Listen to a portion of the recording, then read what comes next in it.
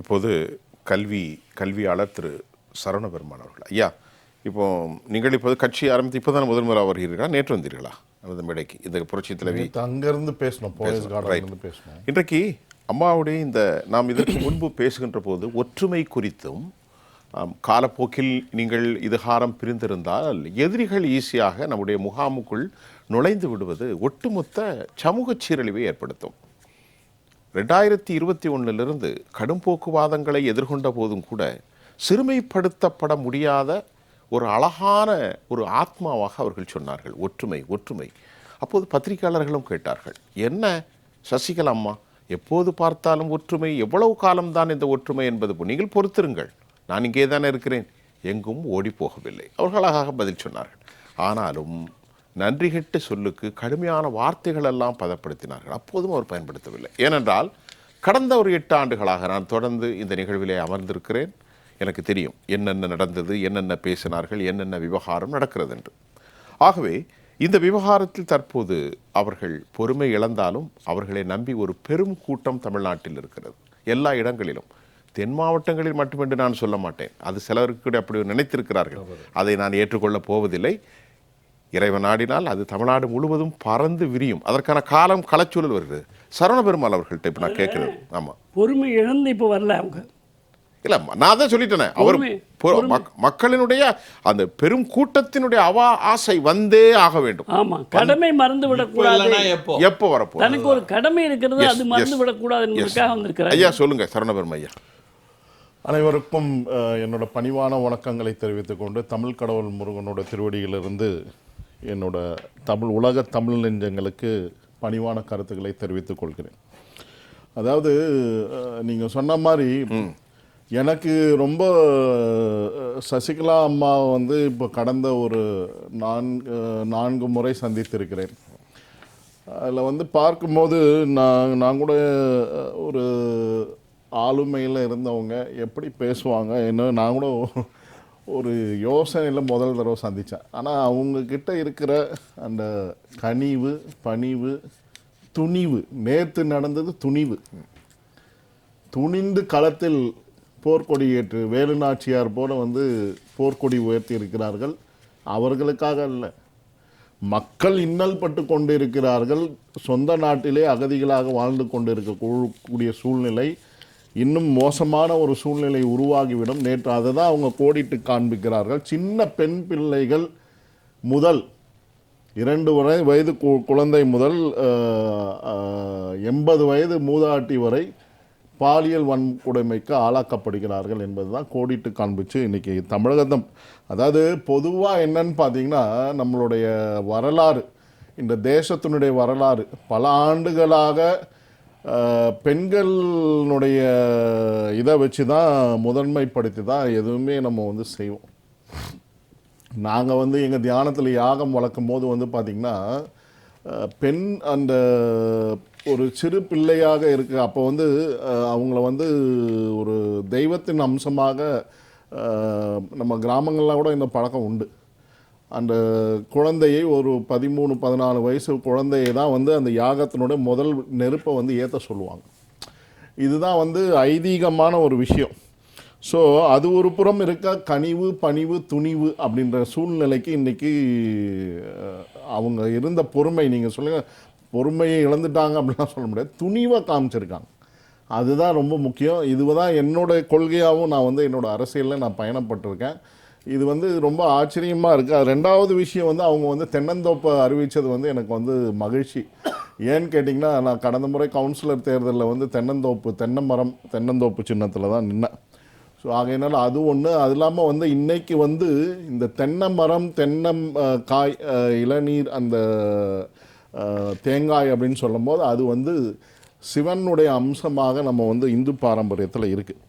So நீங்கள் பார்த்தீங்கன்னா, ஒரு உதாரணம் கூட சொல்லுவாங்க, இதெல்லாம் தலைச்சன் புள்ள ஓடல மை இருக்குது அப்படின்னு. ஆன்மீக ரீதியாக பார்க்கணும், அதுக்கு வேறு அர்த்தம். தலைச்சன் பிள்ளைன்றது தலைச்சன் ஒரு பிள்ளையிலேருந்து வந்த தேங்காய் எடுத்து ஒரு பிள்ளை, அது தென்னம்பிள்ளை அதுலேருந்து அந்த ஓட்லேருந்து அது எரித்து மையாக்குவாங்க. இது தவறாக புரியப்பட்ட ஒரு இது, அது வேறு அர்த்தம்.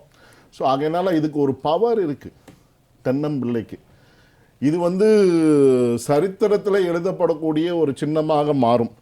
அது இல்லாமல் இன்றைக்கி வந்து திருக்குறளில் வந்து 992 அன்புடைமை ஆன்ற குடிப்பிறத்தல் இவ்விரண்டும் பண்புடைமை என்னும் வழக்கு அப்படின்றது தான் திருவள்ளுவர் வந்து அதற்கு முன் உதாரணமாக தான் நான் இப்போ 4-5 முறை சந்தித்திருக்கிறேன். அவர்களுடைய அந்த பொறுமை, நான் இப்போ நேற்று கூட அவங்க என்ன சொன்னாங்க, நான் எல்லாத்தையுமே கூட்டணி பற்றியான கேள்விக்கு வந்து ரொம்ப தெளிவாக சொல்கிறாங்க. நான் பொறுமையாக தான் செய்வேன், ஆனால் திடமாக துணிவாக செய்வேன்றது தான் அர்த்தம். அதை தான் நேற்று அவங்க செஞ்சு காமிச்சிருக்காங்க. 24ஆம் தேதி கொடி அறிவித்ததும் வந்து தெளிவாக கடமை கண்ணியம் கட்டுப்பாடு என்ற அண்ணா, மக்கள் நலன் காத்த எம்ஜிஆர், உணவளித்த எம்ஜிஆர், அது இல்லாமல் வந்து புரட்சி தலைவி அம்மையார் வந்து இன்றைக்கும் நேற்று கூட வந்து அம்மா உணவகத்திலேருந்து நான் வாங்கி சாப்பிட்டேன். அருமையாக இருந்தது. நான் இப்போ வந்து சாப்பிடும்போது எனக்கே வந்து கண்ணில் தண்ணி வந்துடுச்சு. என்ன இது வந்து இந்த மாதிரியான ஒரு நிகழ்வு வந்து எந்த ஊர்லேயும் கிடையாது. இன்றைக்கி வந்து அந்த அம்மா உணவகத்தில் வந்து பார்த்திங்கன்னா நம்ம வந்து வடக்கன் சொல்கிறோம். அந்த வடக்கன்கள்லாம் வந்து வாழ்த்திட்டு போகிறாங்க. அந்த இதெல்லாம் யாரை சாரும்? அந்த புண்ணியன்னு ஒன்று சொல்லுவாங்க பார்த்தீங்களா, அந்த ஆசீர்வாதம், அந்த ஆத்மா, அதாவது வயிறு நிரம்பி ஒருத்தன் வந்து, அதாவது அன்னதாத்தா சுகீபவன் சொல்லுவாங்க. அன்னதாத்தா சுபிகன்னு அன்னமிட்ட கை வாழ்க அப்படின்றது அர்த்தம். போதும் என்று சொல்வது அதுக்கு மட்டும்தானே, அதுதான். மற்றது எதுவுமே ஒரு 5 ரூபா குடும்பம் வந்து இந்த திருக்குறளுக்கு முன்னுதாரணமாக விளங்கக்கூடியவர். அவர்கள் சொன்ன எல்லோரிடமும் அன்புள்ளமாக வாழ்வது, அன்பாக யார் வந்தாலும் அவர்களை அனுசரணையாக பேசுவது, அந்த கனிவை காண்பிப்பது, ஒரு குடும்பமாக செயல்படுவது. நேற்று கூட வந்து நம்ம போயஸ் கார்டனில் கட்சி பெயரை அறிவிக்கும் போது நம்ம நண்பர்கள்லாம் கூட வந்திருந்தாங்க. அதில் ஒரு நண்பர் சொல்கிறாரு, என்ன சார் இது நம்ம வீடு மாதிரி இருக்குது அப்படின்றாரு. வீடு மாதிரி ஒரு, அதாவது ஒரு செக்யூரிட்டி கார்டு இருப்பாங்க, ரொம்ப ரெஸ்ட்ரிக்ஷன்ஸ் இருக்கும், இதெல்லாம் எதுவுமே கிடையாது. அங்கே வந்தவங்க எல்லாம் வந்து வீட்டுக்குள்ளே வந்தாங்க, போனாங்க, டீ சாப்பிட்டாங்க, பரஸ்பரம் பேசிக்கிட்டாங்க, ஒரு குடும்பம் மாதிரி இருந்ததை தான் அவர் சொல்கிறார். எனக்கே அவர் சொன்னதே ஆச்சரியம். ஆமாங்க, நானும் அதான் யோசிக்கிறேன், இது நம்ம வீட்டுக்குள்ளே சர்வசாதாரணமாக உள்ளே போயிட்டு வராமல் நம்ம போயிட்டு வந்துக்கிட்டு இருக்கோம் அப்படின்ற மாதிரி. அந்த மாதிரியான ஒரு நிகழ்வு, அதாவது அதான் நான் ஏற்கனவே சொன்னேன், கடந்த நம்ம பௌர்ணமி அன்னைக்கு ஒரு இது நிகழ்வு பேசினோம், ஐயா கூட பேசினார். சசிகலா என்றால் சந்திரகலை என்பது தான் அதனோட அர்த்தம். எப்படி சந்திரன் வந்து படிப்படியாக வளர்ந்து வளர்பிறையாக வளர்கிறதோ அதே போன்று வளர்பிறையாக வளர்ந்து இன்றைக்கு வந்து ஒரு நிலைப்பாட்டை எடுத்து தமிழக மக்களை பாதுகாக்க வேண்டும் என்ற ஒரு நிலைப்பாட்டை எடுத்திருக்கிறார். சாதாரண நிலைப்பாடு இல்லை. 5 வருடம் வந்து புரட்சி தலைவர்களுடைய படிப்பினை, அதற்கு முன்பாக அவர்களுடைய துணைவராக இருந்த நடராஜன் ஐயா அவர்களுடைய திராவிட கழகமுடைய படிப்பினை, அது இல்லாமல் அண்ணாதுரையினுடைய படிப்பினை, அது இல்லாமல் புரட்சி தலைவி அம்மாவுடன் 35 ஆண்டுகளாக பயணித்த படிப்பினைகள், அதெல்லாம் வந்து சாதாரணமான விஷயம் கிடையாது. பேசுவோம். அதாவது என்ன, எதுக்கு சொல்கிறேன்னா, இன்னைக்கு அரசியல் வரவங்களுக்கு ஒரே ஒரு இந்த கருத்தை மட்டும் முடிச்சுக்கிறேன். அரசியலில் வரக்கூடிய இளைஞர்கள் எந்த கட்சியில் இருந்தாலும் சரி, நீங்கள் வந்து சின்னம்மா வந்து இன்றைக்கி பலதரப்பட்ட விஷயங்களை நீங்கள் சொல்கிறீங்க. ஆனால் இன்றைக்கி நான் கற்றுக்கிட்ட விஷயம், நான் வந்து எப்பவுமே வந்து பார்த்திங்கன்னா எங்கள் குரு அவங்க ஸ்ரீ மாதாஜி நிர்மலா தேவி சொல்லுவாங்க, என்னன்னு சொல்லுவாங்கன்னா, யாரிடமாக இருந்தாலும் அந்த நற்பண்பை கற்றுக்கொள்ள வேண்டும் என்று தான் சான்று. ஆனால் இளைஞிகள் அரசியலுக்கு வரவரை 40 ஆண்டு காலம் இன்றைக்கி அவங்க அடியெடுத்து வைத்திருக்கக்கூடிய, அவங்க இருக்கக்கூடிய சூழ்நிலையில் வந்து அந்த கனிவு, பணிவு, துணிவு என்பதை காண்பித்திருப்பது, ஒரு குடும்பமாக இருக்க வேண்டும் என்பதை காண்பித்திருப்பது தான் எல்லோரும் கற்றுக்கொள்ள, அரசியல் பாடம் கற்றுக்கொள்ள வேண்டும். வெல்வது உறுதி. அது சரி. யதார்த்தத்தை நம்ம பேசுவோம். இப்போ அதாவது எப்படி இருக்கு தமிழ்நாட்டில் களம் என்பது ரொம்ப தெளிவாக இன்றைக்கு கூட வந்து பார்த்திங்கன்னா பல நண்பர்கள் வந்து என்னை அழைத்தார்கள்.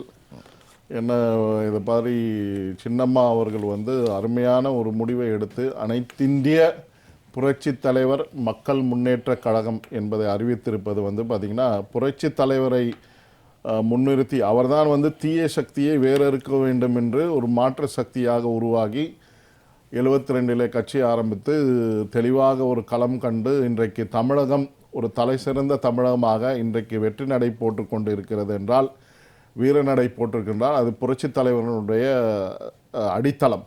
அந்த அடித்தளத்திலே ஜெயலலிதா அம்மையார், அதற்கு பின்பாக இன்றைக்கு சசிகலா அம்மையார் வந்திருக்கிறார்கள். ஆகையினால்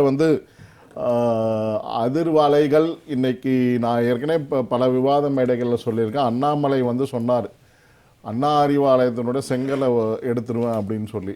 ஆனால் இன்றைக்கி பார்த்திங்கன்னா நேற்று அறிவிப்பு பார்த்திங்கன்னா தெளிவாக அனைத்து இந்தியா யாரும் எதிர்பாராத ஏதோ அவங்க அதிமுகன்ற பேரையே அறிவித்து இது பண்ணிடுவாங்கன்னு இது யாரும் எதிர்பாராத ஒரு அதிரடி முடிவு தான் அது. ஏன்னா புரட்சி தலைவர் பேரை வச்சது ஒரு சிறப்புன்றதான் எல்லாரும் கருதுறாங்க. அது இல்லாமல் மக்களை முன்னிறுத்தியிருக்காங்க அங்கே. ஏன்னா புரட்சி தலைவருக்கு பிடிச்ச ஒரு விஷயம்னாலே மக்கள் தான். ஏழை மக்கள் புரட்சி தலைவர் தான். அது அவங்கள முன்னேற்ற கழகம் அப்படின்னு சொல்றது அவங்கள முன்னேற்றதுக்காக நம்ம அரசியலுக்கு வந்திருக்கோம். அதான் அண்ணாதுரை அவர்கள் தெளிவாக சொன்னார். இன்னைக்கு அதற்கு ஒரே உதாரணம் சசிகலா அம்மையார் தான். நான் இதை கூச்சப்படவே மாட்டேன். எனக்கு மனமார்ந்த நான் அரசியல் பாடம் 88லேருந்து என்னுடைய தமிழ் ஆசான் சந்தான சோமரிபுத்தமிடம் படித்து, அதற்கு பின்பாக லால் பகதூர் சாஸ்திரியாக செக்ரட்டரியாக இருந்த சார் சிபி ஸ்ரீவத்சவனும் படித்திருக்கிறேன். அவர்களெல்லாம் கற்றுக் கொடுத்த பாடத்திற்கு இன்னைக்கு அவங்க தெளிவாக ஒரு நிலைப்பாட்டை எடுத்து களம் இறங்கி இருக்கிறாங்க. அதாவது அவங்க அண்ணா சொன்ன முன்னுதாரணம் என்ன, நீங்கள் சமூக சேவை செய்யணும்னா நீங்கள் எந்த சேவை செய்யினாலும் காரி தூணு மூஞ்சில் துப்புனாலும் அதை தொடச்சிக்கிட்டு நீ களத்தில் இறங்கி மக்கள் பணி செய்வது தான் அப்படின்னு அண்ணாதுரை ஒரு இடத்துல கோடிட்டு காண்பித்திருக்கிறார். அப்படி இல்லாதவர்கள் கட்சிக்கு வர தேவையில்லை என்று தெளிவாக கோடிட்டு காண்பித்தார் அண்ணாதுரை அவர்கள். அந்த மாதிரியான ஒரு இன்னைக்கு நீங்கள் சொல்கிறீங்க பார்த்தீங்க, ஈட்டியால் குத்துனாங்க, என்ன இன்னல்கள் கொடுத்தாலும் ஒரு தாய் உள்ளத்தோட அந்த தாய்க்கு தான் அந்த பொறுமை இருக்கும். பெண்களுக்கு மட்டும்தான் அந்த பொறுமை. ஆண்களுக்கெல்லாம் அதெல்லாம் இருக்கா? அதாவது கோடியில் ஒரு பேர் 10 பேர் இருப்பாங்க, அதுக்கு தானே கோடியில் 100 பேர் இருப்பாங்க. ஆனால் பெண்களுக்கு மட்டும்தான் அந்த என்ன சொல்றது ஒரு பொறுமை. அதுக்கு நான் சொல்லி முடிச்சேன், உங்கள்கிட்ட தான் கேட்குறேன். அதுக்கு தான் அவங்க ஹிந்து மதத்தில் சக்தி வடிவம்னு சொல்லியிருக்காங்க. சரிதானே? சக்தி வடிவம் சொல்லியிருக்காங்க. அது எல்லா மதத்திலையும் அப்படிதான் சொல்லியிருக்காங்க. சக்தி வடிவம் சக்தின்னு சொல்லுவாங்க. உங்க இல்ல, சக்தி வடிவம் என்றால் நீங்க சொன்னீங்கல்ல, பெண்களுக்குத்தான் எல்லாவற்றையும் சாதாரண விஷயம் கிடையாது. எனக்கு தெரிய ஒரு பெண் 16 வயதில் கணவனை இழக்கிறார், 85 வயது வரைக்கும் அந்த குடும்பத்தை போக்குறார். உலகத்தில் எந்த ஆனாலும் முடியாது. பெண்களுடைய அவ்வளோ சிறப்பு. என்ன ஐயா, நம்ம இடைவெளிக்கு அப்புறம் ரெண்டாவது பேசுவோம். இது முடியல, நீங்களும் அந்த பாயிண்ட் சொல்லி ஏன்னு கேட்டிங்கன்னா, அவங்க இன்னைக்கு பார்த்தீங்கன்னா அந்த தாய் உள்ளம் கொண்டு, அதை தான் நான் திரும்பி திரும்பி சொல்கிறேன். நான் அவங்கள குறை சொல்லலை, யாரையுமே நான் குறை சொல்ல விரும்பலை. அது என்னோட பாயிண்டே கிடையாது. இன்னைக்கு மக்களை மீட்டெடுக்கணுன்ற ஒரே எண்ணத்தோட தாய் உள்ளத்தோட கிளம்பி இறங்கி இருக்கிறார்கள். அதற்கு நீங்கள் ஆதரவு கொடுத்து செயல்படுவதை விட்டு ஓர் தாய் பிள்ளையாக செயல்படுவதை விட்டு நீங்கள் பல கோணங்களிலே நீங்கள் திருசங்கு சொர்க்கம் போல சுற்றி கொண்டு இருக்கிறீர்கள் என்பதுதான் என்னோட கருத்து. உங்களை நான் குறை சொல்லலை, அதுதான் முக்கியமான விஷயம். ஓர் தாய் மக்கள் நாம் என்போம், ஒன்றே எங்கள் குலம் என்போம், சமரசம் எங்கள் வாழ்வென்போம் என்று அனைத்து இந்திய புரட்சி தலைவர் மக்கள் முன்னேற்ற கழகத்தை சின்னம்மா அவர்கள் தாய் உள்ளத்துடன் அறிவித்திருக்கிறார் என்பதுதான் உண்மை. அது இல்லாம இந்த தென்னை மரத்துக்கு கீழே நீங்க ஊடு பயிர் எத்தனை வேணா விளைச்சிக்கலாம், எது வேணா வளர்த்துக்கலாம். ஆடு மாடு கூட அம்மா கொடுத்த ஆடு மாடுகளை விளைச்சிக்கலாம், எல்லாமே பண்ணிக்கலாம். தென்னந்தோப்புல எல்லாமே வீடு கட்டி குடியிருக்கலாம், ஆடு மாடுகளை வளர்த்துக்கலாம், மீன் பண்ண வச்சுக்கலாம், எல்லாமே பண்ணிக்கலாம். அதுதான் தென்னை சொல்றது. ஊடு பயிர்கள் எல்லாம் காய்கறி போட்டுக்கலாம், எல்லாம் வாங்க அப்படின்றதுதான்.